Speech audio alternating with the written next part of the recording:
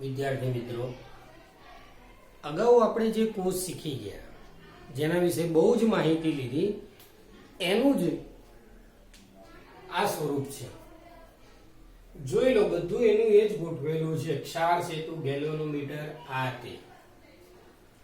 મિત્રો, એક વાત કહેવાની કે આને આ કોર્સને ગેલ્વેનિક કોર્સ એવું નામ આપવામાં આવે એટલે આનું બીજું નામ છે ગેલ્વેનિક કોર્સ. તો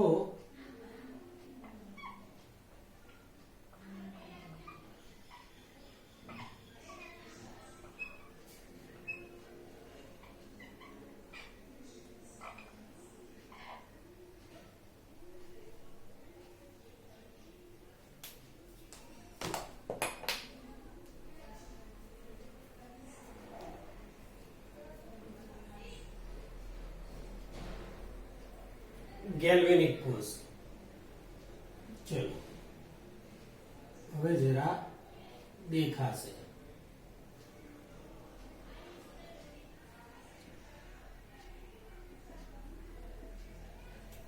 ડેનિયલ કોર્સ, ગેલ્વેનિક કોર્સ, વિદ્યુત રાસાયણિક કોર્સ. થોડું યાદ કરી લઈએ, વિદ્યુત પ્રવાહ કઈ દિશામાં કઈ રીતે. તો અહીંથી ઇલેક્ટ્રોન ગયા હતા, તો આપણે આ રીતે આને લખી શકાય કે આ બાજુ ઇલેક્ટ્રોનનો પ્રવાહ. યાદ હશે મિત્રો, આગળના પ્રશ્નમાં ફિઝિક્સમાં તમને શીખવાડ્યું હશે, ઇલેક્ટ્રોનનો પ્રવાહ જે દિશામાં હોય એની વિરુદ્ધ દિશામાં વિદ્યુત પ્રવાહ ગણાય. તો વિદ્યુત પ્રવાહની દિશા થશે તમારી આ બાજુ. આ Zn એનોડ, આ કેથોડ. આમાંથી ઇલેક્ટ્રોન ઉત્પન્ન થયા એટલે આને ઋણ ગણવામાં આવે, આ બાજુ ધન ગણવામાં આવે. આ તમારે ગેલ્વેનિક કોર્સ હતો. હવે નવો પ્રશ્ન એવો થાય કે ગેલ્વેનિક કોર્સમાં જો બાહ્ય પરિપથ એટલે 12 થી વધારાની કોઈ બેટરી જોઈન્ટ કરવામાં આવે, માની લો કે અહીંયાથી અવરોધ ને અહીંયા એક આ રીતે બાહ્ય પરિપથ જોઈન્ટ કરી દીધો, આપણે બીજો છેડો આ બાજુ મૂકી દઈએ. ચલો આ રીતે આને આપણે પોટેન્શિયલ માટે EXT એટલે એક્સટર્નલ બાહ્ય પરિપથ જોઈન્ટ કરે. હવે આ બાહ્ય પરિપથ જોઈન્ટ કરવાથી શું થાય એટલે કે ગેલ્વેનિક કોર્સ જોડે બાહ્ય પરિપથ એટેચ કરો તો કઈ કઈ પરિસ્થિતિનું નિર્માણ થઈ શકે એ જોઈએ. તો પહેલી એક પરિસ્થિતિ,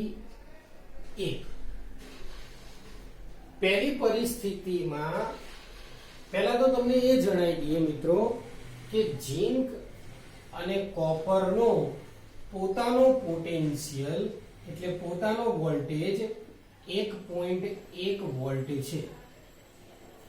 આનો પોતાનો વોલ્ટેજ પોટેન્શિયલ 1.1 વોલ્ટ છે. હવે પરિસ્થિતિ 1 માં જણાવ્યા અનુસાર જો આવું હોય કે EXT એટલે આ બહારનો પોટેન્શિયલ 1.1 આનો પોટેન્શિયલ હતો એના કરતા ઓછો હોય એટલે બાહ્ય પોટેન્શિયલ નું મૂલ્ય મૂળ જે આ ગેલ્વેનિક કોર્સ હતો ઝિંક અને કોપરનો એનો પોટેન્શિયલ 1.1 હતો. બહારનો પોટેન્શિયલ તમે લગાવ્યો, શું થાય એ જોવા માટે લગાવ્યો, પણ એનું મૂલ્ય તમે લીધું 1.1 વોલ્ટ થી નીચું. તો શું થશે? તો પ્રક્રિયા એઝ ઇટ ઇઝ જે દિશામાં થતી હતી એ દિશામાં ચાલુ જ રહેશે. એટલે શું થતું હતું? ઝિંકમાંથી ઇલેક્ટ્રોનનો પ્રવાહ ક્યાં જતો હતો? કોપર તરફ. ઝિંક એનોડ હતો, આ કેથોડ હતો. વિદ્યુત પ્રવાહ કદાચ ગણીએ તો આમથી આમ જાય, એ બધું જ એમને એમ જ થશે. જે અગાઉ જણાવ્યું આ એનોડ થશે, આ કેથોડ થશે, ઇલેક્ટ્રોન જશે, ઝિંકની પટ્ટીનું વજન ઘટશે કોપરની પટ્ટીનું વજન વધશે, આ બધું જે શીખવાડ્યું હતું એના એ જ મુજબ થશે. પણ ક્યારે? બાહ્ય પોટેન્શિયલનું મૂલ્ય 1.1 કરતા ઓછું હશે ત્યારે.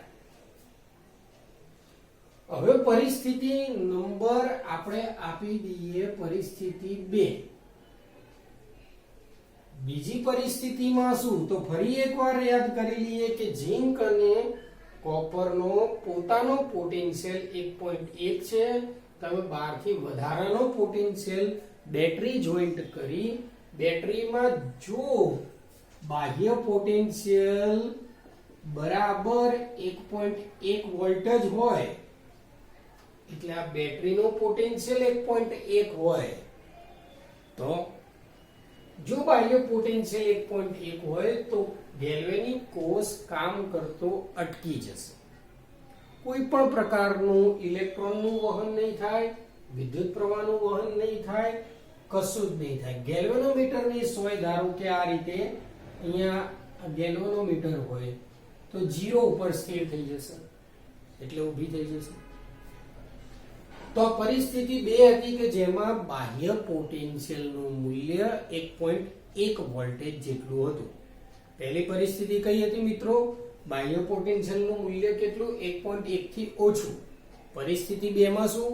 બાહ્ય પોટેન્શિયલનું મૂલ્ય 1.1 જેટલું. હવે પરિસ્થિતિ નંબર 3, અને તમે સમજી જ ગયા હશો ત્રીજી પરિસ્થિતિમાં શું કરવાનું હશે. પહેલી કઈ હતી? બાહ્ય પોટેન્શિયલ 1.1 કરતા ઓછો. બીજી કઈ હતી? બાહ્ય પોટેન્શિયલ 1.1 જેટલો. તો ત્રીજી કઈ હશે? બાહ્ય પોટેન્શિયલનું મૂલ્ય 1.1 કરતા વધારે. હવે આ સ્થિતિમાં શું થશે? તો બિલકુલ જે વિદ્યુત રાસાયણિક કોષ પહેલો જોઈ ગયા એનાથી બિલકુલ ઊંધી પ્રક્રિયાઓ ચાલુ થશે. કઈ રીતે? જો 1.1 કરતા વધી જાય તો કોપરમાંથી ઇલેક્ટ્રોનનો પ્રવાહ આ બાજુ આવવા મળશે, એટલે આ ઇલેક્ટ્રોનનો પ્રવાહ આમ થઈ જશે, વિદ્યુત પ્રવાહની દિશા ઊંધી થઈ જશે. જે અગાઉ પહેલા વિદ્યુત રાસાયણિક કોષમાં અથવા એમ કહીએ કે 1.1 વોલ્ટેજ કરતા બાહ્ય પોટેન્શિયલ ઓછો હતો પરિસ્થિતિ 1 માં, એ મુજબ શું હતું? તો એ મુજબ ઝીંકની પટ્ટીનું વજન ઘટે, ઝીંક ઓગળે. હવે શું? બાહ્ય પોટેન્શિયલનું મૂલ્ય વધારી દીધું, પ્રક્રિયા ઊંધી થવા માંડી. ઊંધી થવા માંડી તો કોપરની પટ્ટી એનોડ બની અને ઓગળશે, ઝીંકની પટ્ટી કેથોડ બની જશે. આ માઈનસ ના અહીંયા પ્લસ થશે, પ્લસ ના અહીંયા માઈનસ થશે. બિલકુલ બધું ઊંધું થઈ જશે. તો વિદ્યુત પ્રવાહ પણ તમારે ઊંધી દિશામાં જશે. એટલે વિચાર કરો કે ત્રીજી પરિસ્થિતિમાં વિદ્યુત પોટેન્શિયલ જે બહારથી આપવામાં આવ્યો છે, વીજળી કહીએ, બેટરી કહીએ, એ વધારે આપ્યો ત્યારે રાસાયણિક પ્રક્રિયા ઊંધી થઈ. એટલે ત્રીજી પરિસ્થિતિમાં જે આ કોષ હતો એ કોષ બની જશે વિદ્યુત વિભાજન કોષ બની જશે. મિત્રો, બે કોષ જુદા છે, વિદ્યુત રાસાયણિક કોષ અને વિદ્યુત વિભાજન કોષ. વિદ્યુત રાસાયણિક કોષ એટલે બહારથી કોઈ વોલ્ટેજ આપ્યા વગર રાસાયણિક પ્રક્રિયા થઈ અને જે પેલો વીજળી ઉત્પન્ન થાય, બેડ અંદર ઇલેક્ટ્રોનનો પ્રવાહ ઉત્પન્ન થાય. એ તમે કદાચ વિજ્ઞાન મેળામાં જોયું હશે, ક્યાંક જાઓ એટલે બટાકું લાવે ને બટાકામાં બે સળિયા ખોસે અને પછી એ લાઈટ ચાલુ કરે. તો એ શું? તો એ આ જ બટાકામાં બે સળિયા કયા? એક ઝીંક, એક કોપર. તમારે બે ટ્રાય કરવો હોય તો કરી દેવાનો. ઝીંકની પટ્ટી નાખો, એકમાં કોપરની પટ્ટી નાખો, ને પછી દ્રાવણ તરીકે શું? તો બટાકામાં જે હોય એ પ્રવાહી. પણ હાલ આપણે પરિસ્થિતિ 3 આપણે શીખવાની હતી, જે શીખી ચૂક્યા. કદાચ પ્રશ્ન પૂછાય, બરોબર? તો ફરીથી 3 પરિસ્થિતિ એક સાથે ફટાફટ જોઈ લઈએ. પરિસ્થિતિ પહેલી, એક, એમાં શું? ગેલ્વેનોમીટરને બી આપણે હવે તીર વડે બતાવીશું જેથી તમને થોડી વધારે ખબર પડે. પહેલી પરિસ્થિતિ, બાહ્ય પોટેન્શિયલનું મૂલ્ય 1.1 કરતા ઓછું તો એઝ ઇટ ઇઝ માં શું? ઝિંક શું હતું? એનોડ. કોપર શું? કેથોડ. ઇલેક્ટ્રોનનો પ્રવાહ કઈ બાજુ? આ બાજુ. એટલે આપણે તીર આમ જ રાખીશું. આ ઇલેક્ટ્રોન, તો આ શું? વિદ્યુત પ્રવાહ. જે મેન વિદ્યુત રાસાયણિક કોષ હતો એ જ રીતે થાય. આ પરિસ્થિતિ 1. ઝિંકની પટ્ટીનું વજન ઘટશે, ઓગળશે, પેલાનું વધશે, ક્ષાર સેતુ આ તે બધું જ. બીજો મુદ્દો ઇક્વલ ટુ થઈ જાય. પરિસ્થિતિ નંબર 2. તો વિદ્યુત પ્રવાહ વહેતો બંધ થઈ જશે, ઇલેક્ટ્રોનનો પ્રવાહ બંધ થઈ જશે, ના ઓક્સિડેશન થશે, ના રિડક્શન, ના કેથોડ, ના એનોડ, કશું જ નહીં.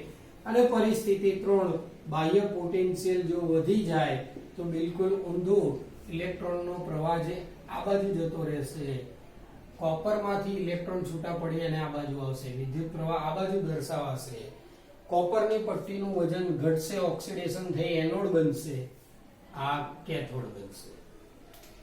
તો બસ આ 3 પરિસ્થિતિ. ત્રીજી પરિસ્થિતિમાં જે કોષ હશે એ વિદ્યુત વિભાજન બની જશે. તો સિમ્પલ છે, બુકમાં પણ આપેલું જ છે. તમારે આપણે એક જ આકૃતિમાં બતાવી દીધું. તમારે આનો આ જ પ્રશ્ન 3 આકૃતિ દોરવાની, 3 ભાગ પાડવાનો. પરિસ્થિતિ 1, પરિસ્થિતિ 2, પરિસ્થિતિ 3. તો આ રીતે કદાચ પ્રશ્ન પૂછાઈ જાય તો કામમાં આવે. બરોબર ધ્યાનથી આ વિદ્યુત રાસાયણિક કોષ જો મિત્રો, વિદ્યુત રાસાયણિક કોષ અને આ નાની નાની બાબતો નહીં આવડે તો આગળ દાખલાને સમજાવવા અને સમજવા મુશ્કેલ પડી જશે. એટલા માટે તમે ખાસ આમાં ધ્યાન રાખજો. બીજું કંઈ ખબર ના પડે તો SMS દ્વારા કે ગમે તેમ પૂછી લેવું. આનું તમને વિદ્યુત વિભાજન કોષનું અને આનું PDF બનાવીને પણ મોકલી દેવામાં આવશે.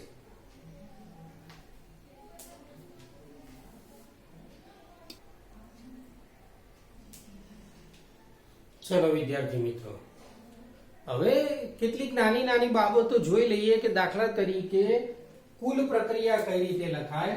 દાખલા તરીકે આ પહેલો કોષ, તો એનોડ ઉપર કઈ પ્રક્રિયા? Zn2+ 2 electron. કેથોડ ઉપર Cu2+ 2 ઇલેક્ટ્રોન. Cu ટોટલ પ્રક્રિયા, ઇલેક્ટ્રોન ઉડાડી દો. Zn Cu2+ Zn2+ વત્તા Cu એટલે શું? આ બાજુના બે અહીંયા ડાબી બાજુ અને આ બાજુના બે અહીંયા જમણી બાજુ. તો તમને રાસાયણિક પ્રક્રિયાઓ આવડવી જોઈએ. આ ટોટલ પ્રક્રિયા આવડશે તો જ ઘણા દાખલાઓમાં તમને, બધા જ દાખલાઓમાં મોટે ભાગે જરૂર તો પડશે જ, એટલે તમને આ આવડવી જોઈએ. ઘણીવાર આવું લખેલું હશે કે Zn2+ 1Q(S). આનો અર્થ શું થાય? તો ઝિંકની પટ્ટી Zn2+ ના દ્રાવણના સંપર્કમાં છે. તો હવે તમે એવું પણ વિચારી શકો છો કે Cu2+ 1Q. તો શું હશે? કોપરની પટ્ટી Copper2+ ના દ્રાવણના સંપર્કમાં છે. સિમ્પલ. ઘણીવાર આ આખા કોષને આ રીતે દર્શાવશે, Zn2+, Cu2+, Cu. જોઈ લો, સાંકેતિક નિરૂપણ આને કહેવાય, જેને ડિટેલમાં પણ શીખીશું, પણ હાલ જોડે જોડે જોતા જઈએ. તો આનો અર્થ શું થશે? Zn ઝિંકની પટ્ટી, અહીંયા Zns લખીએ આપણે, અને અહીંયા 1Q લખીએ, અહીંયા 1Q, અહીંયા S. તો ઝિંકની પટ્ટી Zn2+ ના દ્રાવણના સંપર્કમાં, Cu ની પટ્ટી Cu2+ ના દ્રાવણના સંપર્કમાં. તો વચ્ચે બે લીટા છે ને, તો વચ્ચે બે લીટા છે એ ક્ષાર સેતુ. ક્ષાર સેતુ દર્શાવે. ઘણીવાર મિત્રો ક્ષાર સેતુ નહીં હોય, ઘણા એવા પણ હશે કે અથવા થોડી વાર ચાલુ કરવું હોય તો ક્ષાર સેતુની જરૂર નથી, તો કઈ નહીં, વચ્ચે બે લાઈનની જગ્યાએ એક જ લીટી કરવાની, તો ક્ષાર સેતુ વગરનો થઈ જાય. ચલો મિત્રો એવું શીખીએ કે દાખલા તરીકે હવે એવું વિચારીએ આપણે કે જમણી બાજુ કોષ બદલી કાઢીએ. જમણી બાજુનો કોષ માની લો કે અહીંયા Cu ને બદલી કાઢીએ, કોપર ને બદલી અને અહીંયા સિલ્વર મૂકી દઈએ, અહીંયા Ag2SO4 નું દ્રાવણ મૂકી દઈએ, સિલ્વર.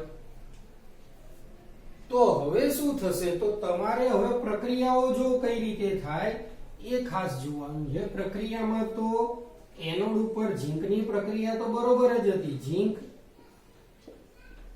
Zn2+ + 2 ઇલેક્ટ્રોન, પણ કેથોડ ઉપર Ag હંમેશા +1 હોય તો ઇલેક્ટ્રોન એક જ આવે, તો અહીંયા Ag. આ ખાસ ધ્યાન રાખવાનું છે.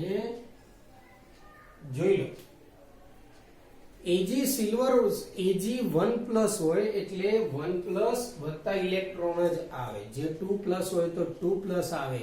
એલ્યુમિનિયમ 3+ છે તો ત્યાં 3+ આવશે. એ ધીમે ધીમે ખબર પડી જશે, પણ હાલ એનોડ ઉપર 2, આમાં 1 ઇલેક્ટ્રોન. તો શું કરવું? હવે કુલ પ્રક્રિયા તો લખવી જ પડશે. તો કઈ નહીં, ઇલેક્ટ્રોન સરખા કરવાના. ઇલેક્ટ્રોન અહીંયા સરખા કરવા હોય તો કેટલા વડે? 2 વડે તમારે ગુણી નાખવા પડે. હવે 2 ઇલેક્ટ્રોન જતા રહ્યા. હવે કુલ પ્રક્રિયા, તો કુલ પ્રક્રિયામાં શું? ઝીંક આવશે વત્તા 2Ag+ સામે Zn2+ વત્તા 2Ag. આ રીતે કુલ પ્રક્રિયા થશે. તો દરેકમાં આ રીતે કુલ પ્રક્રિયાઓ તમને લખતા આવડવું જોઈએ. ત્યારબાદ હાઇડ્રોજન વાયુ વિદ્યુત ધ્રુવ અને એના વિશે થોડી ઘણી માહિતી મેળવી અને સંપૂર્ણ સાંકેતિક નિરૂપણ પણ શીખવાડી દઈશું. મિત્રો આમાં થોડું ધ્યાન રાખજો. આ પટ્ટીને વિદ્યુત ધ્રુવ કહેવાય છે, એટલે વિદ્યુત ધ્રુવના પ્રકાર અને વિદ્યુત ધ્રુવ વિશે સમજૂતી પણ આવશે. બહુ સિમ્પલ છે, એ પણ આપણે સમજીશું. તો હાલ મૂળ 2 મુદ્દા પૂરા થાય. 2 માંથી એક પણ પૂછાવા લાયક તો કઈ છે નહીં. પૂછાવા લાયક આવશે, હું તમને કહી દઈશ, એ જ પૂછાશે. દાખલા માટે અને સામાન્ય જ્ઞાન માટે બધી સમજણ જરૂરી છે. તો હવે પછી આ બરોબર તમે તૈયાર કરીને આવશો એવી આશા હું રાખું.